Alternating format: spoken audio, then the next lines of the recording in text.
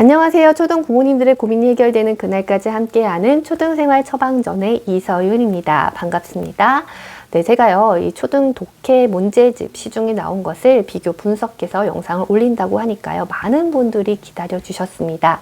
제가 서점에 가서요, 이렇게 직접 다 비교 분석하고요, 그리고 필요한 것도 사왔습니다. 그냥 이렇게 책만 보고 이렇게 얌체같이 나오지 않았어요. 네. 제가 이게 독해 문제집을 비교 분석한다고 해서요, 혹시라도 오해하시지 마실 것, 독서가 우선되어야 한다. 독해 문제집은 독서를 대신할 수 없다라는 것입니다. 하지만 우리가 독해 문제집을 선택한다고 한다면 워낙 많은 것들이 나왔으니까 조금 참고하시면 좋을 것 같아서 제가 비교 분석을 하고 있고요. 그 다음에 이제 제가 3년 전에요. 또 그때도 서점에 가서 독해 문제집 보고 영상을 찍은 게 있습니다. 그때 또 말을 했어요. 독해 문제집은요, 독서를 대신할 수 없습니다. 라고 말씀을 드렸습니다.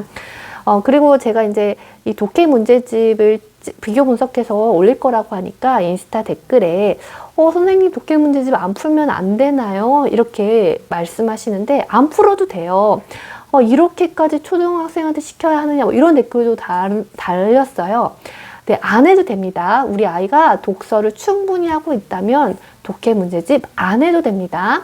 네, 하지만 우리가 프로젝트성으로 한번 해본다. 혹은 내가 조금 더 밥을 먹다가 맛있는 인스턴트 반찬을 한번 먹어보고 싶다. 네, 이럴 때에 이 독해 문제집을 좀 활용을 하셨으면 좋겠고요. 그 다음에 제가 3년 전에 가서 봤을 때랑 지금 이번에 가서 봤을 때랑요, 정말 또 달라졌더라고요. 그러니까 이 3년 만에요, 우리가 문해력이 많이 부족해졌다라고 해서 계속해서 이슈화가 돼서 나왔기 때문에 독해 문제집은 더 다양해졌습니다. 그리고요, 그 질도 사실 높아졌더라고요. 그 사이에 많이 연구하고 조금 더 고민해가지고 질 좋은 독해 문제집을 선보이고 있다라는 생각이 들었고요. 또 이렇게 많은 문제집이 나오다 보니까 학부모님들 입장에서는 선택권이 많아지는 게 좋은 것만은 아니잖아요. 그래서 정말 좀 고르는 게 쉽지 않으시겠다라는 생각이 들었습니다. 그래서 저는 이제 오랫동안 아이들을 계속해서 교육을 해오고 있기 때문에 사실 이제 문제집을 보면은 이거 괜찮다 하는 게 좀 눈에 보이죠. 네, 그래서 제가 개인적으로 뭐 협찬 없이 그냥 개인적으로 저의 의견으로 순위를 매겨보려고 하는데요. 이제 저작권 문제가 있기 때문에 제가 직접 찍은 사진 같은 거는 안 했고요. 인터넷 서점에서 미리 보기가 되어 있는 부분만 가지고 와서 보여드릴 것이고요. 그 다음에 시중의 독해 문제집에서는 뭐 사회 독해, 과학 독해 이런 식으로 나오는 것도 있어요. 그러니까 교과서의 그 학년, 그 학기에 연계된 사회의 내용으로 지문을 가져온다던가 과학의 내용으로 지문을 가져온다든가 이런 것은요 제외시켰고요. 그 다음에 어휘 뭐 독해 이런 식으로 나오는 것도 제외시켰습니다. 그것은 어휘 문제집으로 보았고요. 이것은 순전히 독해 문제집으로 생각되는 그런 문제집만 이제 봐서 총 14종의 문제집을 언급하게 될 것입니다. 먼저 언급하는 순서는요, 출판사 순으로 기역, 니은, 디귿 순서대로 언급을 하겠고요. 마지막에 그 순위를 제가 나름대로 매겼습니다. 1순위부터 해서요, 제가 마음에 드는 순위, 그리고 이 문제집 참 잘 만들어졌다 하는 순위로 매길 거예요. 제가 뭐라고 이 순위를 매기나 라는 생각이 드실 수도 있겠지만, 네, 이제 지금 교직에 14년 차, 그리고 대학교 4년 내내 과외를 했어요. 그래서, 제가 이제 한 15년 넘게 이렇게 문제집을 고르렀던 사람이다라는 생각으로 한번 봐주셨으면 좋겠고요. 또 물론 개인마다 호불호는 있을 수 있습니다. 참고하셨으면 좋겠어요. 그리고 제가 영상이 만약에 너무 길어진다 싶으면 두 편으로 나눌 수도 있어요. 하지만 업로드는 한꺼번에 하실 테니까요. 궁금해 하실 테니까 걱정하시지 마시고요. 그냥 괜찮다 싶으면 한 편으로 갈게요. 네. 그 다음에 이제 독해 문제집을 비교하면서 제가 기준으로 삼았던 것은 다음과 같습니다. 일단 첫 번째는요, 내용 조직이 어떻게 되었느냐를 보았습니다. 내용 조직의 방법은요, 이제 옛날에 독해 문제집 같은 경우에는 그냥 지문 나오고 문제 나오고 이렇게 나왔고요. 그 다음에 이제 나온 독해 문제집 같은 경우에는 교과서에 나오는 그 독해의 전략, 기술들이 있어요. 예를 들면은 뭐 자료를 알고 간추리기, 사실과 의견 구분하기, 뭐 이야기 흐름에 따라서 간추리기, 뭐 일이 일어난 까닭과 결과 알기, 뭐 이런 식으로 이 독해 전략이나 기술들이 있고, 교과서도 그것을 중심으로 해서 구성이 되어 있습니다. 네, 그래서 그것을 중심으로 이렇게 나누어져 있는 그런 문제집들이 있고요. 그 다음에 세 번째로는 이 주제별로, 이 지문의 어떤 내용의 주제별로 과학, 사회, 뭐 이야기, 기술, 뭐 이런 식으로 이 주제별로 나누어져 있느냐가 있고요. 그 다음에 이 독해 전략과 이 독해 지문의 어떤 주제, 이 두 가지 둘 다 고려해서 내용을 조직한 경우가 있었어요. 그래서 이렇게 내용의 조직의 방법을 봤고요. 그 다음에 두 번째는 이 독해의 전, 중, 후 과정을 보았습니다. 그래서 어떤 문제집은 독해 지문부터 바로 딱 나오는 문제집이 있고요. 어떤 문제집은 독해 지문 전에 이제 뭔가가 이렇게 나오고 나서 독해 문제집으로 가는 문제집이 있고, 그 다음에 이 마무리가 뭐 어떻게 되어 있는지도 나와 있죠.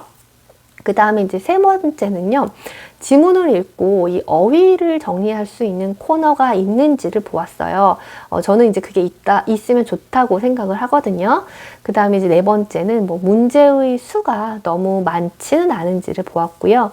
다섯 번째는 당연히 편집 방식을 보게 되죠. 어른이든 어린이든 좀 보기 좋게 편집이 되어 있으면 당연히 더 하고 싶은 마음이 듭니다. 그 다음 여섯 번째는요, 이 다른 문제집과 특별히 구분되는 특색들이 있는가입니다. 근데 그 특색이 그 문제집의 이 큰 장점이다, 정말 좋다 싶은 것들이 있어요. 그래서 그 특색을 보았습니다. 네, 그러면 출판사 순으로, 출판사의 기역, 니은, 디귿 순으로 먼저 한번 말씀드려 보겠습니다. 첫 번째는요, 길버트 스쿨의 기적의 독해력입니다. 네, 1학년부터 6학년까지 이 기적의 독해력 문제집 지문의 갈래를 크게 네 가지로 나눠놨어요. 이야기, 시, 정보가 담긴 글, 의견이 담긴 글, 이렇게요. 그리고 각 지문별로 학년당 다른 독해 기술이 나와서 1학년부터 6학년까지 96가지의 독해 기술을 공부할 수 있게 했는데요. 먼저 짧은 지문으로요, 독해 기술을 적용을 해요. 예를 들어서 주제 파악하기 이렇게 되어 있다면 짧은 지문으로 주제를 파악하는 연습을 해보는 거죠. 그리고 나서 뒤로 가서 이제 긴 지문이 나오고 문제를 풀 수 있도록 되어 있습니다. 그다음 긴 지문으로 내용을 정리하고 어휘를 정리하는 코너가 마련이 되어 있어요. 그래서 이제 기적의 시리즈 많이 풀어보셨을 거예요. 저도 이제 기적의 시리즈 좋아하는데요. 좋아하는 이유는요, 무난해서예요. 특별히 망하지도 않고, 특별히 이제 문제가 이렇게 뭐 특별 막 어렵지도 않고 그렇게 무난해서거든요. 그래서 독해 문제집 역시 특별히 망하지도 뛰어나지도 않은 무난한 그런 문제집이다. 네, 그런 무난 그 자체다라는 생각이 들었습니다. 두 번째는요, 능률 출판사의 새토독, 세 마리 토끼를 잡는 독해력입니다. 세 마리 토끼가 도대체 뭐냐 했어요. 그래서 사실 독해, 추론 독해, 문제 해결 독해, 이 세 가지를 잡는 거더라고요. 여기는 이렇게 나눠놨더라고요. 사실 독해, 추론 독해, 문제 해결 독해, 이렇게 나눠서 예를 들어서 이제 설명하는 대상 찾기, 그 전체의 중심 생각 찾기, 감각적 표현 찾기, 이런 것들이 그 각각의 이 독해 안에 이렇게 들어가 있습니다. 그래서 설명하는 대상 찾기라고 한다면 설명하는 대상을 찾는 문제가 짧은 글과 함께 제시되어 있습니다. 그 다음은 긴 글과 문제가 저는 개인적으로 순전히 좀 이른발로 학부모님들을 사로잡았다라는 생각이 들었어요. 그러니까 세 마리 토끼를 잡는다고 하니까 뭔가 이 문제집 하나만으로 많은 것들을 얻어갈 수 있는 느낌이 들잖아요. 네, 그 다음 세 번째는요, 동아출판의 빠작이라는 문제집이었습니다. 빠르게 시작해서 빠작이더라고요. 자, 빠작은요, 크게 비문학과 문학으로 나누어서 이게 책이 구성되어 있었습니다. 지문은요, 이 독해 기술이 아니라 지문 분야로 나뉘어져 있었어요. 그러니까 언어, 역사, 사회, 문화, 경제 이런 식으로요. 그리고 지문이 나오고 문제를 풀어요. 그 다음에 이제 비문학 같은 경우에는 지문을 분석하는 코너가 있습니다. 그리고 문학 같은 경우에도 이 문학 나름대로의 그 필요한 이 분석 코너가 있습니다. 근데 이제 비문학 독해에서 특히 아주 중요한 부분이 문단별로 요약하고 글의 구조를 알아보는 것입니다. 그 다음에 이제 오늘의 어휘로 정리를 하는데요.